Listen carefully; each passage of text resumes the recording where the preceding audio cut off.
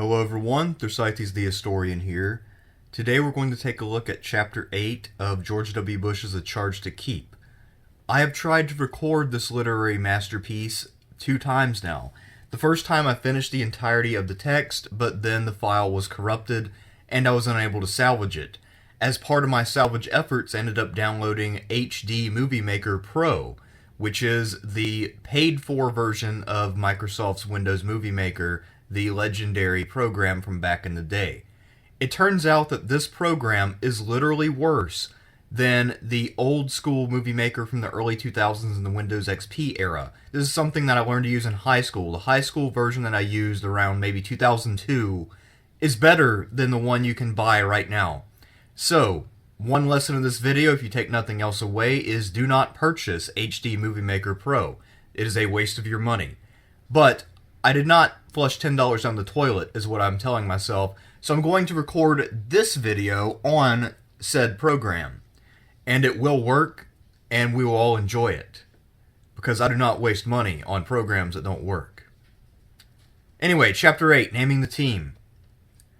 Prepare yourself for possibly the gayest passage in any presidential pitch. The icebox, some members of the Texas Senate called him, although only behind his back. Big, white, cold. As I said, I don't know if there's a compilation of such clips or such passages, but, I think that someone should start collating that and figuring out which is the most explicitly gay passage in a presidential pitch. My staff and I thought the mildly disparaging label was hilarious. Not that we agreed. Clay Johnson is one of my lifelong friends. You first met him way back in the chapters on Andover and Yale, where he was my roommate. He is an intelligent and successful businessman with a great sense of humor. So basically, Bush is looking for someone who thinks like he does and who he goes back with. That's really what this boils down to. But at the state capitol in Austin, Texas, where most people breathe politics like they breathe oxygen, Clay was the ultimate fish out of water. So, Clay Johnson is apparently some sort of Texas state senator, or someone who has a connection to Texas politics. At any rate, he's not disinterested. He accepted George Bush's offer, and now Bush is saying that he doesn't understand politics, and that's why he made him his appointments director. Why would you put someone in a political position of power who does not understand or have an interest in politics? That makes no sense whatsoever. That is like hiring a plumber to rewire your house. It's completely fucking dumb. I sent an important signal when I named him as my appointments director, a signal that the new governor would not be doing business as usual. Clay was not a part of my political team and he knew little about politics. He was from the business world of bottom lines and results.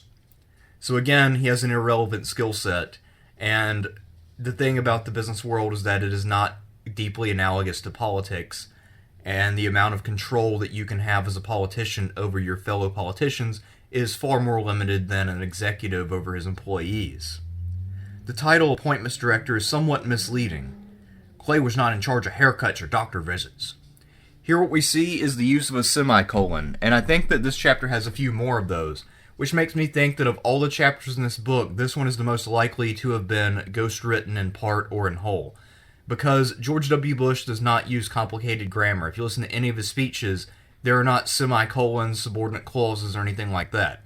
They're just simple declarative sentences over and over and over, with occasional sentences that have a second clause. But George W. Bush does not use complex syntax.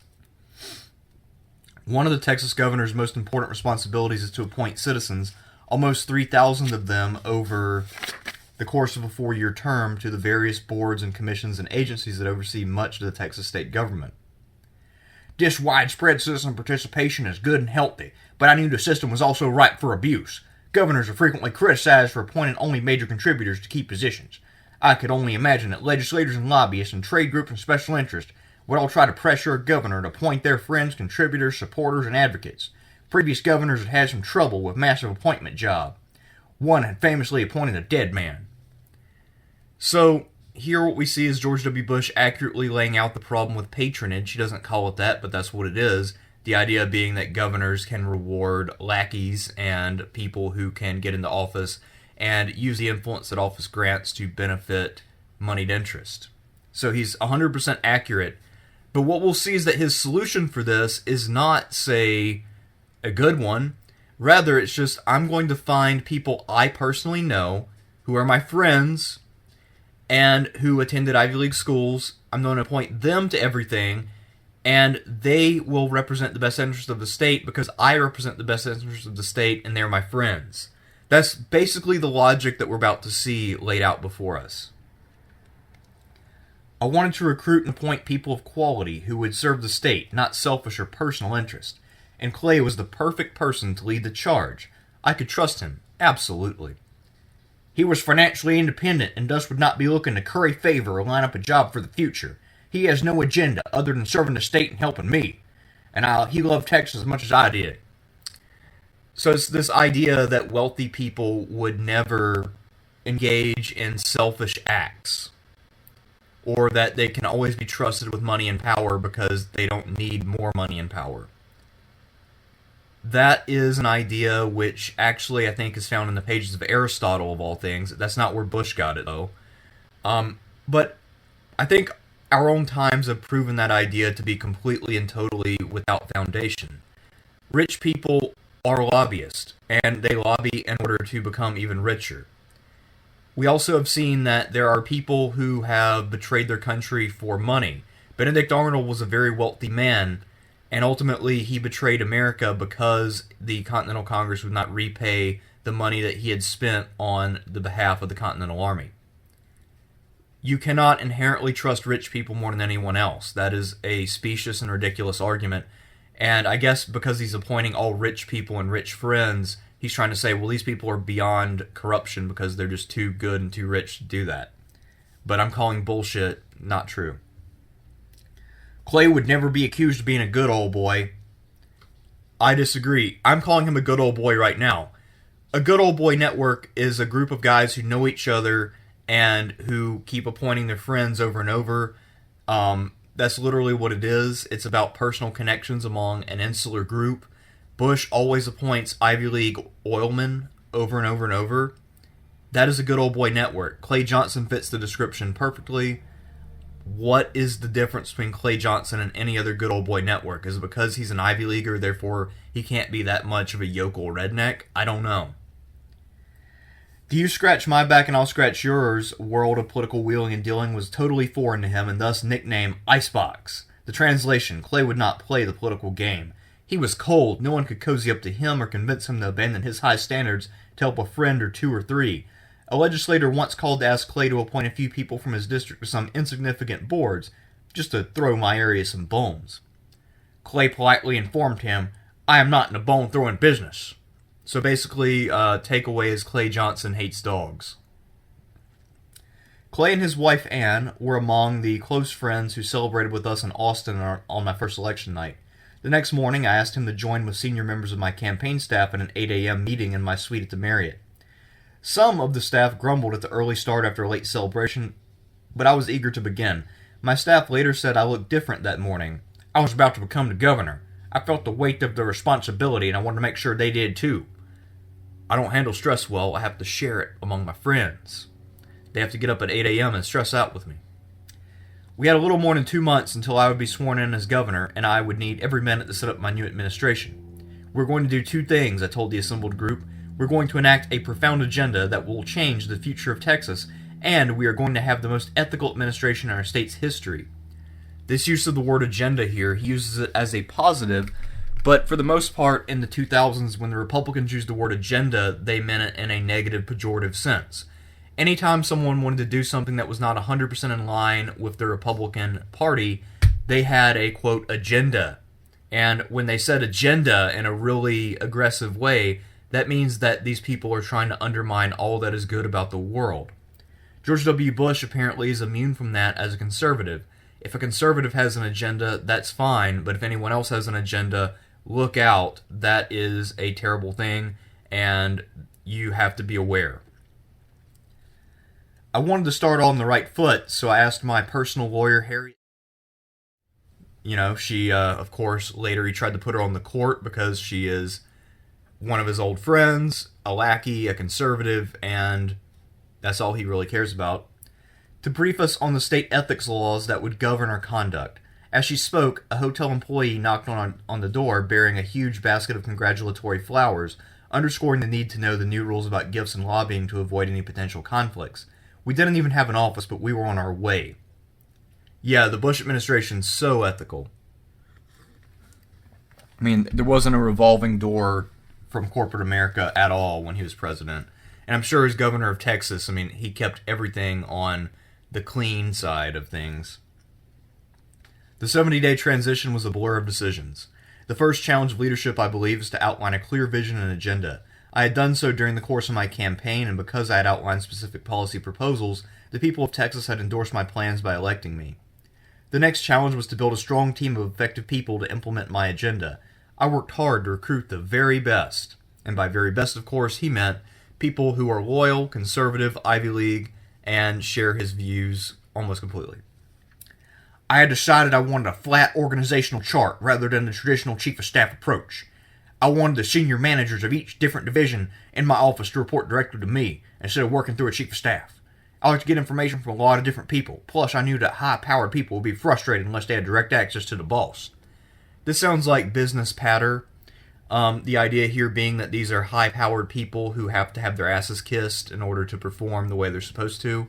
Basically, he's imagining them as high-strung businessmen, and that's pretty much what he recruited, so I guess that makes sense. I had seen that problem in my dad's administration. Key members of his staff had felt stifled because they had to go through a filter to get information to the president. I did not want to replicate that environment. I sent Joe Alba, who had been my campaign manager, to serve as my executive assistant, the first among equals. Joe doesn't try to block or restrict access to me. He's a fair and even-handed man. I knew he would be an honest broker of any differences on the staff. I was impressed at a luncheon to thank our campaign workers. They had given Joe a standing ovation for his work. Joe had previously filled a similar role for the governor of Oklahoma, so he knew how a governor's office operates and how it interfaces with the legislature. Joe's role was to make sure my decisions were implemented and to oversee the administration of the governor's office and our executive branch agencies. He also became a key part of our dealings with lieutenant governor, speaker, and legislators. I recruited Al Gonzalez, a smart and talented young lawyer from Houston, to serve as my general counsel. Al impressed me with his thoughtful approach to the law. He is straightforward and has good judgment and common sense. I felt he was a strong, independent person who would give me an objective evaluation of the law and an honest opinion about how to apply it. And as we'll see, here is the beginning, the somewhat subtle beginning, of George W. Bush's attempt to pander to the Hispanic vote. Now, historically, he did manage to do way better with the Hispanic population than nearly any other Republican. Most Republicans are lucky to get around 30-ish% of the Hispanic vote. George W. Bush got 40%, and that is a very significant increase, and that is largely why he was able to have a favorable electoral map in both elections. I felt he was a strong, independent person who would give me an objective evaluation of the law. Wait, I already read that. Okay. I asked Mike Weiss, a longtime friend and accountant from Lubbock, who had valuable experience with state government as a member of the governing board of the massive employees' retirement system, to come to Austin to help me get a handle on the state budget. Mike quickly identified the brightest budget mind in the state of Texas, Albert Hawkins, and told me I needed to persuade Albert to join my office as our budget director. Albert had been with the Legislative Budget Board for more than 20 years, and he was reluctant to leave the relative security of that role. When Albert came to the transition office to meet with me, he told Joe Alba that he had come as a courtesy, indicating he probably wouldn't accept the job, but I put on a full-court press. I outlined my vision for Texas and told Albert it was time for him to put his years of experience to work in a leadership role that would help set the tone for all state government. I assured him that not only would he have the freedom to run the governor's budget division, he would also be part of the decision-making process on every major issue in the governor's office. Albert joined our team. The other directors quickly learned to rely on his knowledge and judgment. After years of performing budget analysis on state agencies, Albert knew almost everything worth knowing about the state government. This is like one of the few appointments that George W. Bush describes where, if it's at all accurate, he actually made a good one in this one instance. I knew my dealings with the legislature would be critical to the success of my administration, and I also knew the legislature would be most comfortable with one of its own.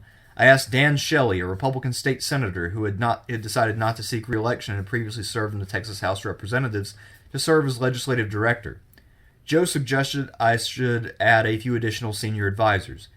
It will take us some time to build credibility with legislators, he told me. We need to start off by hiring some, and that will buy us some time while we develop our own. It was great advice. We added Cliff Johnson, a former conservative Democrat state representative who had many close friends in the legislature, and Reggie Bashir, who had worked in my campaign press office and as Governor Clement's press secretary. Both were highly regarded in Austin. They had great antennae and were plugged into the back rooms of the legislative process. We also gained credibility with the legislature when I asked State Representative Elton Boehmer, a conservative Democrat from East Texas, to resign his seat and come to work as insurance commissioner. Insurance is a volatile and important consumer issue. I wanted someone who would be tough and fair. Boehmer was highly regarded, close to Speaker Laney, and had been named to Texas Monthly Magazine's respected list of the 10 best legislators. So this is a guy who is a conservative Democrat. Bush wants him to be the insurance commissioner because he wants someone that's tough and fair. The question that I have, and the concern given Bush's predilection for big business, is who is he tough to and who is he fair to? Because my suspicion is that he's tough to consumers and fair to big companies. But again, hard to say without looking into that more, but given Bush's track record in general, I think that is almost certainly what would be the case. He blended a business background with the political savvy that the insurance job needed. So again, Bush only really appoints businessmen. He's obsessed with fellow businessmen. And while this guy's a Democrat, he's a conservative Democrat, and the conservative Democrats of Texas are very conservative, so there was no meaningful difference between this guy and Bush. He did not really engage in bipartisanship in a meaningful way. He got around it by finding someone who basically already agreed with him on everything. Some Republicans criticized the decision, even though it opened up a legislative seat that was ultimately won by a Republican. So basically Bush did this partly for political reasons. He knew that Boehmer wouldn't be able to be succeeded by a Democrat because a generic new Democrat would not be able to hold a seat that was only being won by name recognition now that the state had swung so hard right. Elton was the right man for the job, and by the end of his tenure, Republicans were among his biggest fans. Vance McMahon, not the guy, or excuse me, Vance McMahon. I was going to say not the same guy as the WWE commissioner, but yeah, clearly a different guy. I also suppose his last name with more A's than O's. The bright Stanford lawyer, so again another Ivy Leaguer, who had overseen our policy development in the campaign, would direct the governor's policy operation. Karen Hughes would continue her campaign role as communications director. She would also write this piece of shit book, or at least edit it or whatever. And Margaret LaMontagne, the campaign's political director, would be my chief education policy advisor and would help provide some balance for Clay's lack of political knowledge and appointments. So if you have an appointments director who doesn't know what he's doing and you need to hire someone to help him, that sort of calls into question your judgment in appointing him in the first place, now doesn't it? My chief strategist, Karl Rove, would run the Bush Committee, an ongoing political operation to make sure we did not blend taxpayer and political business, and manage my political efforts to help elect candidates and build the Republican Party. I was proud of my senior team, and at one of our first meetings, I gave them a piece of advice. Always return each other's phone calls first. I felt like this is some sort of lazy piece of advice that somebody's grandpa would give them at a wedding for how to have a successful marriage. I felt that would foster good communication and make sure my senior people would seek one another's advice and guidance. Many of them later told me it set the tone and was key to the team approach they developed. My first major appointment, other than members of my own senior staff, was to name Tony Garza Secretary of State. Tony is an articulate, bright, young leader who had been the first Republican ever elected to the chief leadership job in county government, county judge in Cameron County, a heavily Hispanic Democratic stronghold in the Rio Grande Valley. Do you want to guess what ethnicity Tony Garza is, and why Bush called him an articulate and bright person? The Secretary of State has a great deal of stature. He is the state's chief elections officer, responsible for administering all election laws. I also wanted Tony to be an active member of my senior staff. I saw the Secretary of State's role as an opportunity to build a diplomatic bridge to Mexico. Tony, who had worked closely with Mexican officials during his tenure as Cameron County judge, was a good friend and a perfect choice. The appointment also allowed me to reach out to the Hispanic community and to an area of the state, South Texas, where I'd received very few votes, to clearly demonstrate I intended to be the governor of all Texans. So, in this chapter, he will be literally all over the map when it comes to geographic representation, whether it matters or not, or whether the state government needs to be balanced. Like, he will be all over the place. He will contradict himself about 5 times, and this is his first stance, saying that it matters. Also, like how he just openly says, yeah, I'm courting Hispanic voters. That's literally my reason for doing this. So he starts out, well, yeah, he's bright and articulate, he's my friend, but I need some Hispanic voters. That's really what's going on here. So I'm sure Tony Garza must have felt really great about this book if he read it. Clay approached the appointments process as a startup business. It's not, though. It's not a business. You can't run it like a business and be successful. If you're running a school, you have to run it like a school. The product of a school is education. If you're running a business, the product is ultimately profit, or at least that is the end goal. But depending on what kind of business you have, you'd be producing different products, so you'd need a different structure, different assets, different employees, different machines, you'd have different overhead. I mean, even within the business world, there's a major difference in how you run businesses. And this whole fucking dumb idea Republicans had in the 90s and 2000s that a businessman has the special superpower to run anything at any time and do it really well is mind-numbingly idiotic. He systems and criteria to help him find people whose experience and expertise match the various job descriptions. So, literally, he did what any appointments director would have to do. This was not a special methodology. Mitt Romney was looking for people to appoint when he was running for president, and he had a binder full of women, famously. The binder full of women thing is literally not different than what this is. This is just finding a group of people, looking over their credentials, and then narrowing down the field. I had suggested he meet with people who would advise former Governor Bill Clements on appointments, which he did. Separately asked a friend, Chase Untermeyer, the former director of personnel in the Bush White House, to review the appointments process and prepare a summary of the boards and commissions, which he gave to Clay.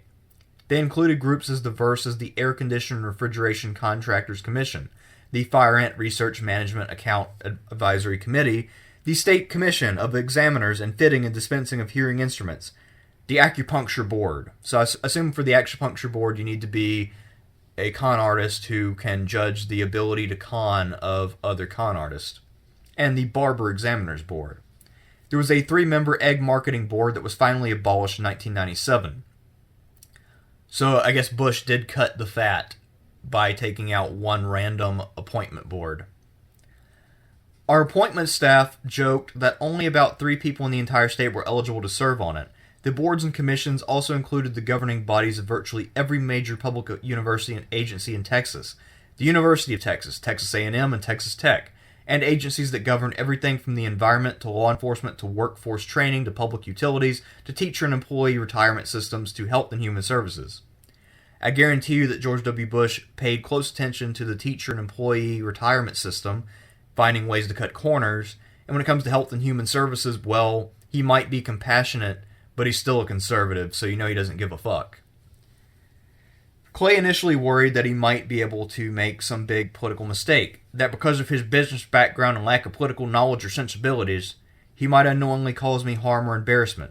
So you're saying that Clay Johnson actually has what you might call common sense, something you supposedly value. I reassured him, you don't worry about finding good people. Or you worry about finding good people, I'll take care of the politics. The appointments office is a case study in how I make decisions. So, shittily and with no good reason behind it. For each appointment I make, generally 3 or 5 or 10 or sometimes 20 people want the job, but are not selected. The appointment staff jokes that I make appointments, they're in charge of the disappointments. All kinds of people seek appointments. One applicant on the education section of one form wrote that she has attended the School of Hard Knocks, but hasn't yet graduated. The appointments team looks carefully at why someone wants an appointment. mindful of the admonition of a state senator who cautioned, "In the public arena, you should never attribute to chance what could possibly be explained by a conspiracy." The staff generally categorizes applicants in one of two groups. Some people want to pad their resume, want to gain power and control over some aspect of their profession, want to get involved in politics, have been recruited by their local community to try to bring more influence to their part of the state, don't have much experience to prove they can work effectively with board members from different perspectives and backgrounds, are seeking an appointment as a reward for past political service or involvement. So this is the category of people he shouldn't appoint because they're not reliable.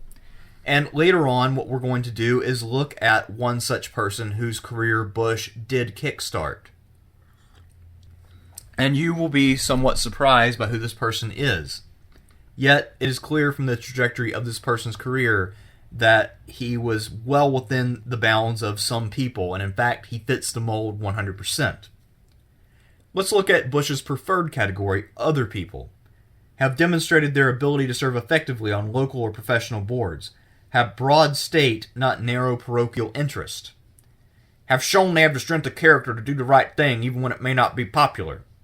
So basically with that, he's saying that they have the balls to fuck over the common people. That's really what that probably means. As Clay says, Riley, we prefer the other people to some people. And that sounds like also Ivy League snobbery, just the way that is phrased. Like, I could imagine that in another context being an Ivy League only thing. The selection process usually begins with an evaluation of the needs of the board or agency. A college or university may need someone with a fundraising or marketing background to help expand an endowment or recruiting program. The environmental agency may need someone with a scientific background or expertise. So, yeah, universities being run by business people is a problem, and a lot of them have dumb ideas like we should cut out all foreign languages other than Spanish because they don't bring in revenue and they cost the university money. The problem is they don't understand what universities are for. Therefore, subsidizing the otherwise exorbitant cost of learning obscure things. That is how we preserve and promote knowledge. Business people, by their very nature, do not understand how universities work. So appointing them is always a terrible idea. As for the environmental agency needing someone with a scientific background, no fucking shit. Geographic balance is often important to make sure state agencies treat all parts of the state fairly. So there's another stance on that. We'll see it contradicted soon. Diversity is another consideration. I don't believe in quotas or racial preferences, but I instructed Clay to seek and recruit qualified appointees who reflect the diversity of Texas. Basically, I instructed Clay to find conservative Hispanic people who we could use as token examples of Republican people of color to try to trick voters into thinking that we are their friends. And that will help me get reelected and build my national profile. That's really what happened there. What I want from my staff is thorough research and unvarnished opinion. Bush definitely doesn't care that much about research. And in terms of unvarnished opinion, if you choose all people who share your philosophy, you have no chance of ever getting that. I don't want them to tell me what they think I want to hear. I try to create an atmosphere where they feel comfortable expressing their ideas and opinions. Whether in a policy or appointments or legal briefing, I'll frequently stop, go around the room, and ask different individuals what they think and why. I make decisions by understanding the background of an issue first. I will read about it and ask for additional information. The history major in me comes out when I seek to understand the background behind the issue of the day. Please stop saying you're a history major. Can we all agree to forget that George W. Bush ever majored in history? It cheapens the life of all of us who have dedicated ourselves to studying history. I mean, it blackens the profession just that Bush has a BA in this subject. I don't like long pre-programmed meetings. When state agency directors come in to brief me on a subject, they sometimes bring prepared notebooks and try to flip through them, reading out loud page by page. I've usually already read the briefing books. I've been known to ask the directors to close the book and tell me in their own words what is really important, what they recommend, and why. Bush famously does not read briefing reports, or at least he doesn't read long ones. As president, he told people to never write more than 2 or 3 pages because that's all he can handle. So this idea that he was super well prepared and did all this research and then asked all these tough questions or expected his directors to be able to summarize their points is not at all accurate. I want members of my staff to know I think about what they say. It's important to listen, and I often call to follow up or ask about something someone said in the conversation. I do like people to make their points and express their opinions directly and concisely. If I know and trust someone, I'd rather have him or her make the case in person. That actually sounds authentic. That sounds like Bush. I read a lot of memos, but I enjoy the give and take that comes with the substantive discussion. I want to probe logic, ask questions, and test ideas by talking about them. So basically, by probing logic, asking questions, and testing ideas, George W. Bush laid out the blueprint for the career of Dave Rubin. So, that is an interesting thought. Maybe if Dave Rubin wants to go off the grid again, he could call George W. Bush and Bush could fill in for him on the Rubin Report. That could be interesting. Bush would probably ask some really bizarre questions or make some really off-the-wall jokes, and it might make the show a little more interesting. I put a lot of faith and trust in my staff. I look for people who are smart and loyal and who share my conservative philosophy.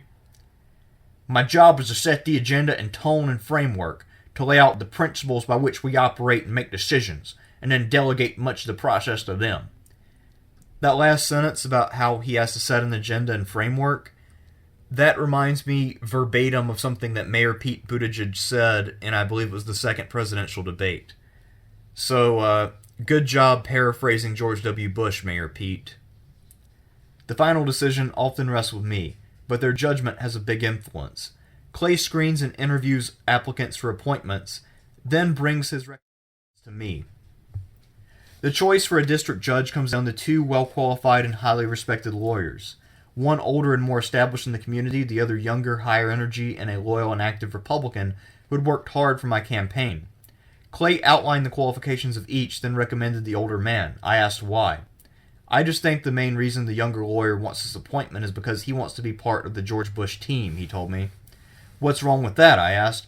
Surely having a good sense to support me doesn't disqualify someone, I teased my appointments director. The reply came back, serious and stubborn. I just think he wants to be a part of your team more than he wants to be a judge. What happens if he is still on the bench and you are no longer governor?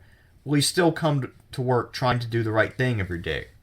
Sometimes Clay is a 53-year-old Boy Scout, but he had a good point, and I wanted to think about it. Later that week at a reception, I spotted the community leader I respected from the city in question. I told him the names of the two candidates we were considering and asked his advice. Unbeknownst to him, he confirmed Clay's judgment. They are both well thought of, he told me. The younger guy is a mover and shaker and wants this for his resume. The other guy wants to be a good judge. I went with Clay's recommendation. So, in one instance, George W. Bush exercised good judgment. In the future, however, maybe Clay wasn't around, but he will promote the career of a very controversial and not very well thought of young lawyer who was very ambitious at the time. Sometimes legislators or contributors or supporters try to pressure my office to appoint a candidate of their choosing. We've sent a clear message that we don't play that game. Clay and I don't react very well to attempts at pressure. Clay is obstinate enough that he might not recommend someone if he feels pressure is being applied. I am obstinate enough to stand up to critics when they complain about Clay. We have a very good cop, bad cop dynamic going on. We could make a buddy cop movie. It would be very good.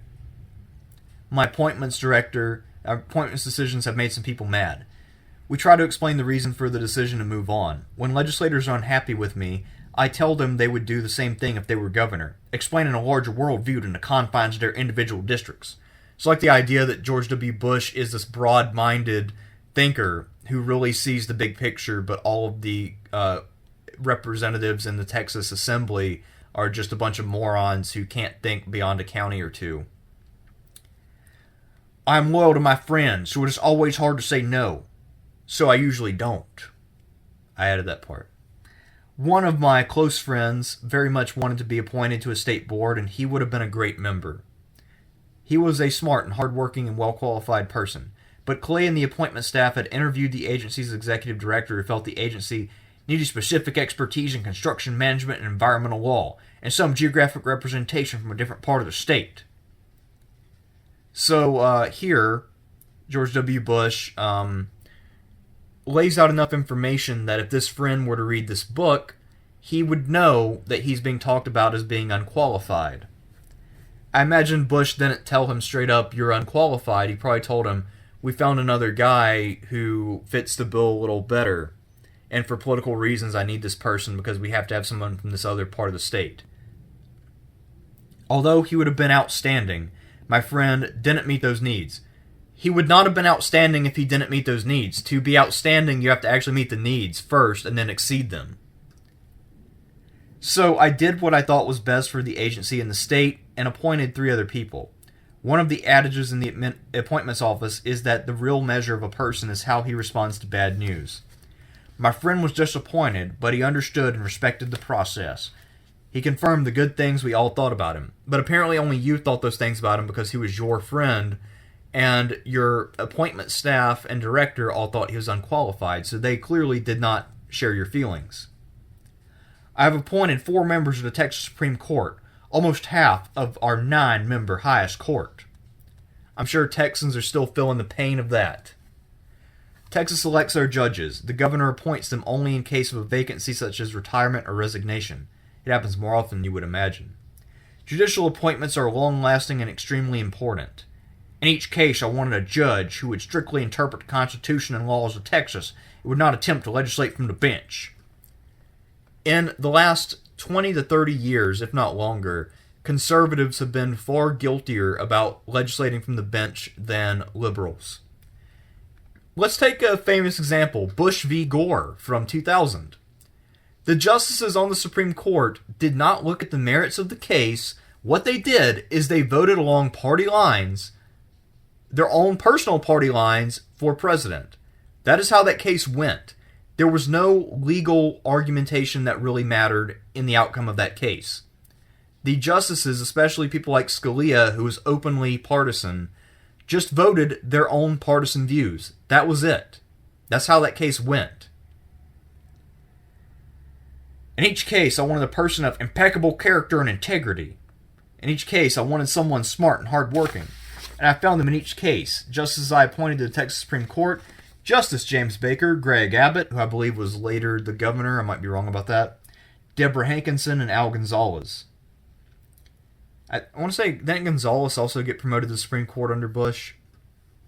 Anyway, you can see that Bush clearly likes to recycle a lot of the same people. And for all the things about how he doesn't like to appoint people who are just trying to climb the ladder, plenty of people he appoints do climb the ladder. The Texas Lawyer, which as the name implies covers legal and judicial matters, paid Clay's appointments team a great compliment recently when it wrote an article on May 10th, 1999, headlined, "It turns out that George W. and Co. do have a litmus test for judicial appointments. It's called character." Wow, so you got a puff piece written about you in the Texas Lawyer. And let's see what kind of a conservative rag this really is. The article reported, Texas lawyers spoke with a wide range of lawyers and politicos about Bush's judicial process selection method and the results it has yielded. The consensus among 25 diverse lawyers, from hard-scrabble criminal defense types to high-rise dwelling big firm partners to champing at the lawsuit bit plaintiffs' lawyers, is that President Bush goes about appointing federal judges as Governor Bush has gone about appointing some 88 state judges. The federal judiciary will be all the better for it. Bush appointees are seen as extremely qualified and intelligent men and women who are well qualified for the job. The article noted that we choose people as if we are running a business. That is not how you fucking appoint people to judgeships. You're not running a business.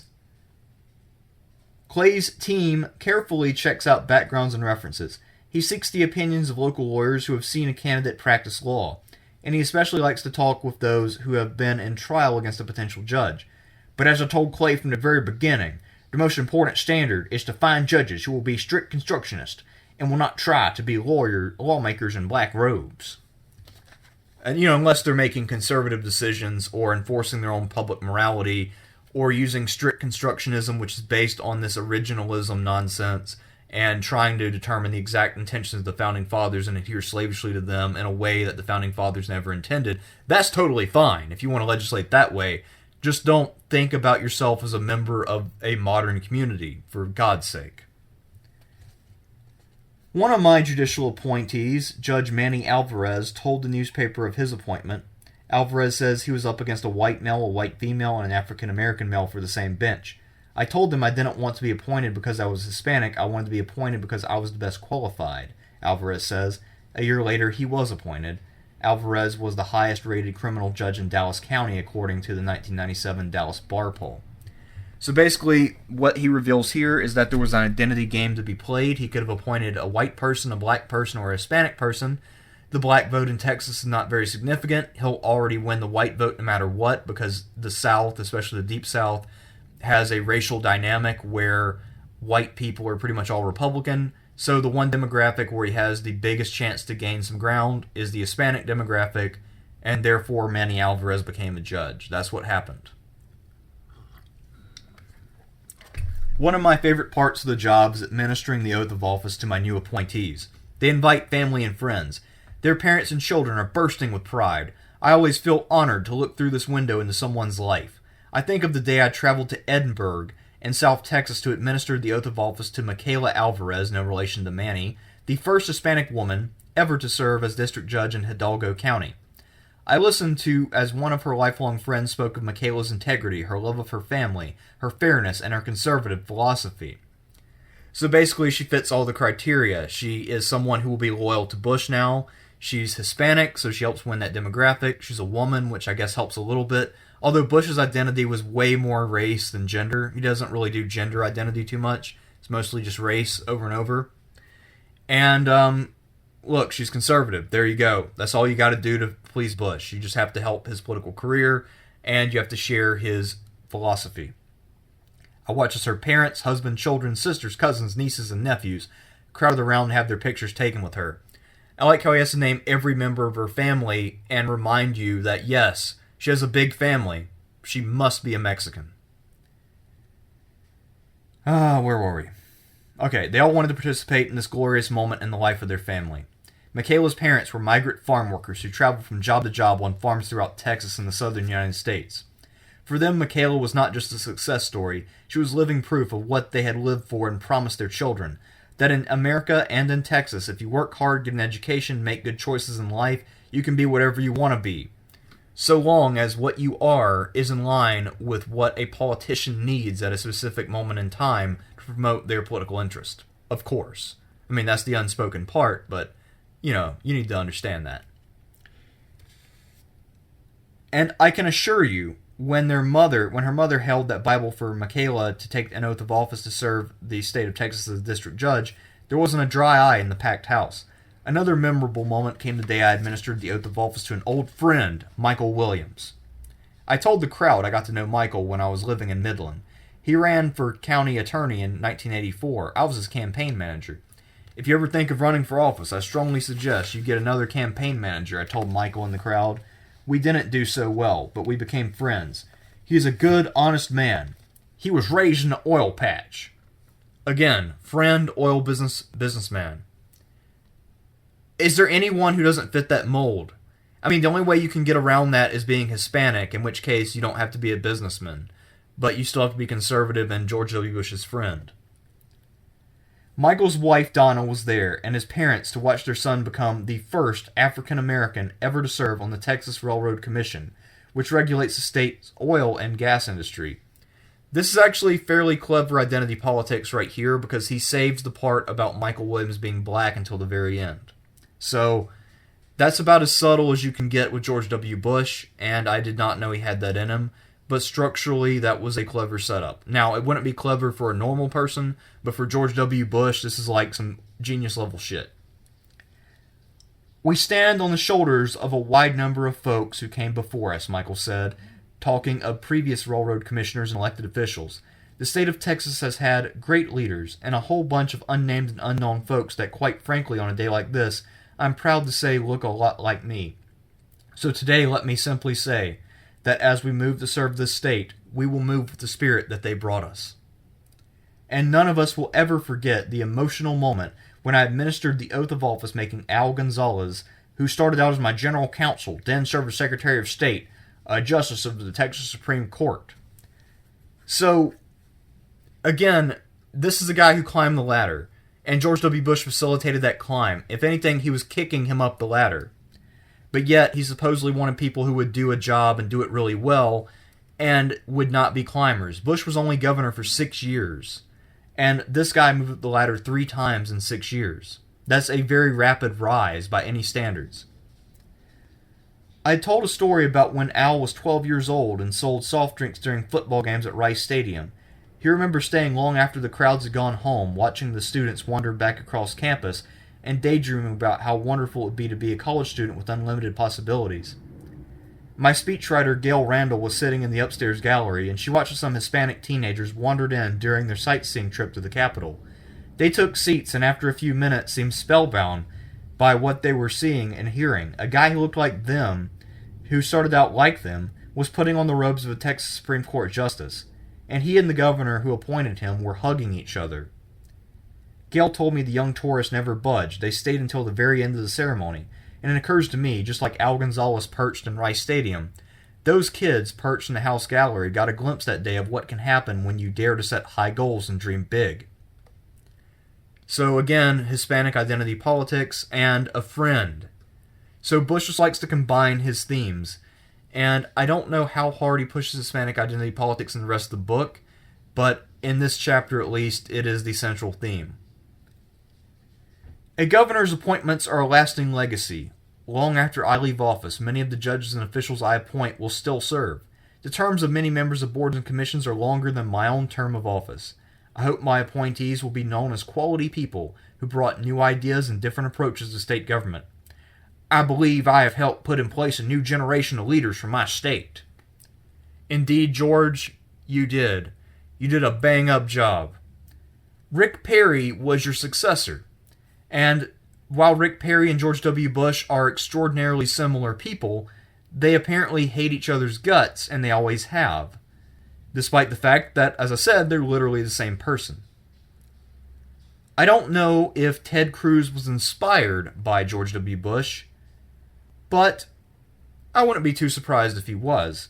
He also was a smarmy, snake-in-the-grass Ivy League guy, although much smarter than Bush. After he graduated from Harvard Law, Ted Cruz was working in the private sector, well, at least as a lobbyist, if you can consider that the private sector. And he was working as an NRA lobbyist. Then he was working as one of the Republican lawyers trying to impeach Clinton. And then he was working for John Boehner over some sort of a phone call case in 1998. This is before Boehner was the Speaker of the House, by the way. When Bush ran for president in 1999, who joined him but Ted Cruz as domestic policy advisor? And then when Bush ran into a bit of legal difficulty in 2000 over the election, Cruz was on the legal team for Bush v. Gore, and not only was he on the team, but he recruited future Chief Justice John Roberts to the legal team as well. So, Bush literally does reward friends over and over and over. This is his appointment model. John Roberts became Chief Justice effectively because he sided with Bush at a pivotal moment in Bush's career. In the Bush administration until 2003, Ted Cruz was Associate Deputy Attorney General in the Justice Department and then the Director of Policy Planning at the FTC. Of course, now he is a United States Senator, and he also is still a presidential contender. I imagine that once Trump is done, whether that is this year or this coming year or in 2024, Ted Cruz will present himself once again as a candidate for president. Anyway, that is Chapter 8 of this piece of shit book. I'm Thersites the Historian. We will come back soon and do Chapter 9. The conclusion of this epic series, I will